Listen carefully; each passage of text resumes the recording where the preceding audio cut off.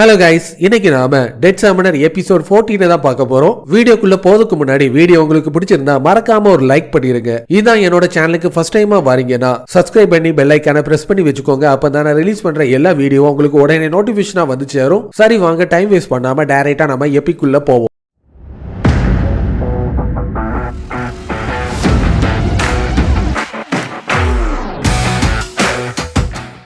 அவனுக்கு ரேரா கிடைச்ச எக்யூப்மெண்டா இருக்கிற கிரேவ் இன்சென்ட்ஸ் எரிய வைக்கிறது மூலமா மெடிடேஷன்ல ஈடுபடுறது மூலமாவே ஒவ்வொரு செகண்டுக்கும் 1 மில்லியன் மொத்தமா அவனுக்கு 60 செகண்டுக்கு 60 மில்லியன் ஸ்கில் பாயிண்ட் கிடைச்சிட்டு இருக்கும். இது மூலமா அவனோட லெவலும் 32 இன்க்ரீஸ் ஆயிட்டு இருக்கு. நான் நினைச்சதை விட இவனோட ஸ்கில் எல்லாமே ரொம்ப அமேசிங்கா இருந்துட்டு இருக்கு. இனி நான் நினைச்சா கூட இவனை தோக்கடிக்கவே முடியாதுன்னு எனக்கு நல்லாவே தெரிஞ்சு போச்சுன்னு ஷியாக்கிங் பார்த்துட்டு இருக்கு. அல்டிமேட் பாஸோட கதையை நம்ம இப்போ முடிச்சிட்டோம். அடுத்ததான் நம்ம இப்போ என்ன பண்றது? எக்ஸிட் எங்க இருக்குன்னு எனக்கு நல்லாவே தெரியும். என்ன ஃபாலோ பண்ணுங்கன்னு அவங்க 4 பேருமே அங்க இருந்து கிளம்பிட்டு இருக்க. நைட்மேர்ல இருக்கிற டிஃபிகல்ட்டான லெவல டீமா இருந்து வெறும் 55 நிமிஷத்துக்குள்ளேயே அவங்க கிளியர் பண்ணனால ரேங்கிங்ல ஃபர்ஸ்ட் வர்றது மட்டும் இல்லாம அடிஷனலா 1 பில்லியன் ஸ்கில் பாயிண்ட் அவங்களுக்கு ரிவார்டா கிடைச்சிட்டு இருக்கு. வெளியே வந்ததுக்கு அப்புறம் பார்த்தனா நம்ம ஹீரோவோட லெவல் 34 இன்க்ரீஸ் ஆயிட்டு இருக்கும். மத்தவங்களோட லெவலும் வேகமா இன்க்ரீஸ் ஆகுறது மட்டும் இல்லாம அதிகமான ஸ்கில் பாயிண்டும் அவங்களுக்கு கிடைச்சிட்டு இருக்கு. அன்னைக்கு உள்ள டஞ்சன்ல யாரு ரேங்கிங்ல ஃபர்ஸ்ட் வந்திருக்கான்னு சொல்றத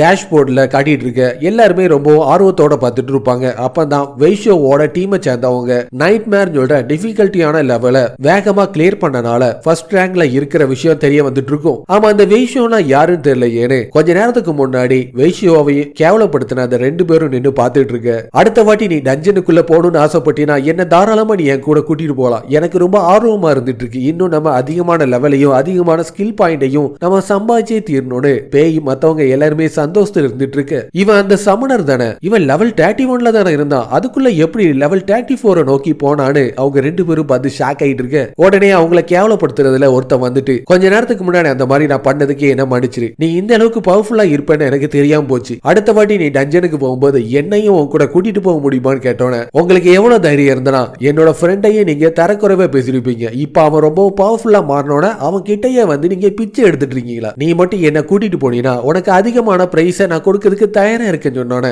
இப்ப எனக்கு ரொம்ப தூக்கமா வந்துட்டு இருக்கு, உங்ககிட்ட நான் அப்புறமாட்டி பேசுறேன்னு அவங்க அங்க இருந்து கிளம்பிட்டு இருக்க. வெய்ஷியோ உன்னை அவங்க தரக்குறைவா பேசினாங்கல்ல, இப்ப அவங்களோட மூக்க உடைச்சதை பார்க்கும்போது எனக்கு ரொம்ப சந்தோஷமா இருந்துட்டு இருக்குன்னு அவங்க ரொம்ப சந்தோஷத்துல அங்க இருந்து கிளம்பிட்டு இருக்க. நான் லிஸ்ட பார்த்தேன். அதுல ஹெல் டிஃபிகல்ட்டி லெவல யாரோ கிளியர் பண்றதா போட்டுருந்துச்சு. அது யாருன்னு உனக்கு ஏதாவது தெரியுமா? 20 வருஷத்துக்கு முன்னாடி தான் அதை கம்ப்ளீட் பண்ணிருக்காங்க. அதுலயும் அந்த கிளியர் பண்ணவன் 9th லெவல்ல இருக்கிற ஒரு வாரியர் சொல்ற விஷயம் எனக்கு தெரிய வந்துச்சு. சொன்னோன லெவல் 9 அவனை நான் தோக்கடிக்கணும்னா நான் கடுமையை உழைச்சா மட்டும்தான் முடியும்னு ஏற்கனவே அவங்க ஃபாரஸ்ட் லேக் சைட்ல இருக்கிற டஞ்சன்ல கிடைச்ச எக்யூப்மெண்ட் எல்லாத்தையுமே அவனோட ஸ்டோரேஜ் பேக்ல இருந்து அவன் வெளியே கொண்டு வந்துட்டு இருப்பான். அதுல அதிகமான எக்யூப்மெண்ட் இருந்துட்டு இருக்கும். அது எல்லாத்தையுமே அவனோட ஃப்ரெண்ட்ஸ் கூட பிரிச்சு கொடுக்கிறதுக்கு தயாராயிட்டு இருக்கு. எனக்கு எந்த வெப்பனும் எல்சீர் எதுவுமே தேவையே இல்லை. ஏன்னா அதுல எல்லாம் எனக்கு இன்ட்ரெஸ்டே கிடையாது. என்னோட தாத்தாவுக்கு ஏன்சியன்ட் சிவிலைசேஷன்ல அதிகமான ஆர்வம் இருக்கிறதுனால இந்த பசுல எனக்கு கொடுத்துருங்க. இதை போய் என்னோட தாத்தாட்ட நான் காட்டணும்னு ஆசைப்படுறேன். இதை நீங்க எனக்கு ஃப்ரீயா கொடுக்க தேவையில்ல. 60 மில்லியன் பணத்தை உங்களுக்கு நான் தரதுக்கு தயாரா இருந்துட்டு இருக்கேன். அது எல்லாத்தையுமே அவங்க 3 பேருக்குமே பிரிச்சு கொடுத்துட்டு இருப்பான். சியாக்கிங்க பொறுத்த வரைக்கும்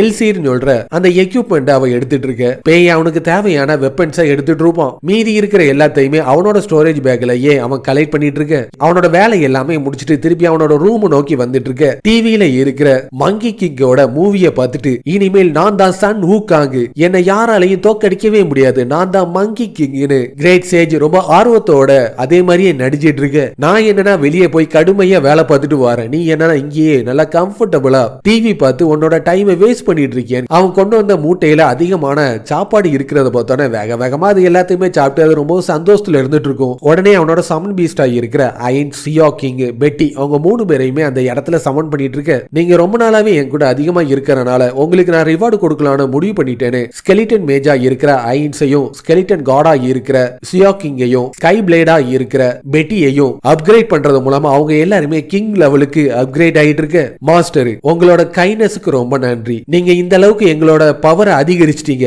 இது எல்லாத்துக்கும் ரொம்ப நன்றின்னு ஃபர்ஸ்ட் டைமா அவனோட சமனா இருக்கிற பீஸ்ட் எல்லாமே பேசுறத பார்த்தோன்னே என்னது நீங்க பேசிட்டு இருக்கீங்களான்னு அவன் பார்த்து ஷாக் ஆயிட்டு இருப்பான். என்னோட சமனிங் பீஸ்ட் எல்லாமே இப்ப ரொம்ப இன்டெலிஜென்ட்டா மாற தொடங்கிட்டு இதே சூழல போச்சுன்னா ஒரு நாள் இல்ல ஒரு நாள் என்னோட கண்ட்ரோல் மொத்தத்தையுமே இழந்து அவங்க அவங்க எனக்கே துரோகம் பண்ணதுக்கும் அதிகமான வாய்ப்பு இருந்துட்டு இருக்குன்னு அவர் ரொம்ப கவலையோட இருந்துட்டு இருக்கு. நீ மட்டும் எனக்கு தேவையான ருசியான சாப்பாடு எல்லாத்தையுமே டெய்லி எனக்கு கொடுத்துட்டு வந்தீங்கன்னா நான் உன்னை எக்காரணத்து கொண்டு துரோகம் பண்ணவே மாட்டேன். என்னை மாதிரி ஒரு நியாயமான ஒருத்தனை நீ பாக்கிறதுக்கு வாய்ப்பே இல்லைன்னு கிரேட் சேஜ் ரொம்ப சந்தோஷத்துல இருந்துட்டு இருக்கும்போது ஒரு பெட்டி ஒண்ணு தட்டி கீழே விழுந்துட்டு இருக்கும். அதுல ஒரு கிரீன் கலர்ல ஒரு பால் ஒண்ணு இருந்துட்டு இருக்கும். இது என்னன்னு கொஞ்சம் சொல்ல முடியுமா? ஏற்கனவே டஞ்சனுக்குள்ள போய் இன்சைட்டோட கிங்க தோக்கடிச்சது மூலமா தான் இந்த மிஸ்டீரியஸான ஆர்ப் அவனுக்கு கிடைச்சிருக்கும். அது ஒரு அன்னோன் ரீஜனா இருக்கிறனால ஸ்ட்ரேஞ்சான பவர் அதுல அதிகமா இருந்துட்டு இருக்கும். இத வெய்ஷாவால மட்டும் தான் யூஸ் பண்ண முடியும். இந்த சோல் அக்ரெஷன் ஆர்பை பொறுத்த வரைக்கும் அவனுக்கு பக்கத்துல இருக்கிற டெட் கிரியேச்சரோட சோலை அவன் அப்சர்வ் பண்ணி புது பவர்ஃபுல்லான அன்டெட் கிரியேச்சரா மாத்தக்கூடிய பவர் இருக்கிறது மட்டும் இல்லாம ஒருவேளை அது அவுட் ஆஃப் கண்ட்ரோலுக்கு போனா கூட அதை கட்டுப்படுத்தக்கூடிய பவர் அவனுக்கு இருந்துட்டு இருக்கும். இதை பயன்படுத்துறது மூலமா எனக்கு ஒரு நல்ல ஒரு கம்பேக்க கொடுக்க முடியும். ஆனா இதை நான் தப்பா யூஸ் பண்றது மூலமா என்னோட கதையே இது வேகமா முடிச்சிரும். அதனால இப்ப எனக்கு தேவையில்லைன்னு அவனோட ஸ்டோரேஜ் பேக்லயே ஸ்டோர் பண்ணிட்டு இருக்கும்போது வேஷியோ உன்கிட்ட அதிகமான எக்யூப்மெண்ட் இருக்குல்ல, அதே மாதிரி எனக்கு ஒண்ணு தேவைப்படுது. இந்த மூவில காட்டுற மாதிரி மங்கி கிங் வச்சிருக்கிற கோல்டன் ஸ்டிக் எனக்கு வேணும் சொன்னோன நீ என்ன பைத்தியமா? அதை நான் எங்க போய் நான் வாங்குறது? உன்கிட்ட அதிகமான படம் இருந்துச்சுன்னா உன்னால எதனாலும் வாங்க முடியும் சொன்னோன இவனை ஏமாத்துறது அந்த அளவுக்கு சாதாரண விஷயமே கிடையாது. அதனால உடனே நாளைக்கு நான் போய் பித்தளை மொக்க ஸ்டாங்கிட்ட இருந்து ஏதாச்சும் ஒரு ஸ்டிக்க வாங்கி இவனை ஏமாத்துறது மட்டும்தான் எனக்கு இப்போ ஒரு வாய்ப்பாவே இருக்கும். அவன் யோசிச்சுட்டு இருப்பான். இதோட இந்த எபிசோடு முடிஞ்சிடும். இனி வர்ற எபிசோடு எல்லாமே ரொம்ப இன்ட்ரெஸ்டா இருக்கக்கூடியதுனால லைக் பண்ணி சேனலை சப்ஸ்கிரைப் பண்ணி வச்சுக்கோங்க. அப்பதான் இன்ட்ரெஸ்டான வீடியோ எல்லாமே உங்களுக்கு தொடர்ச்சியா ரிலீஸ் ஆயிட்டே இருக்கும். அடுத்த வீடியோல பார்ப்போம். பாய்.